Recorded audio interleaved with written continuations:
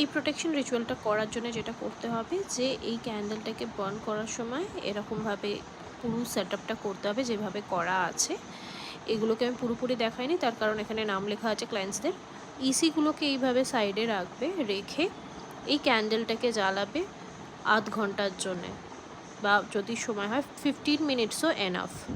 এখানে এই ইসিগুলোকে রেখে 15 মিনিটসের মতন জ্বালাবে, বসবে সামনে, রিচুয়াল করবে, আর্কএঞ্জেল মাইকেলকে প্রেয়ার করবে যে প্লিজ কাম আর আমাদের যত নেগেটিভিটি আছে সেখান থেকে আমায় প্রোটেকশন দাও, আর ক্যান্ডেলটা বার্ন করবে, থ্যাংক ইউ বলবে এঞ্জেলকে।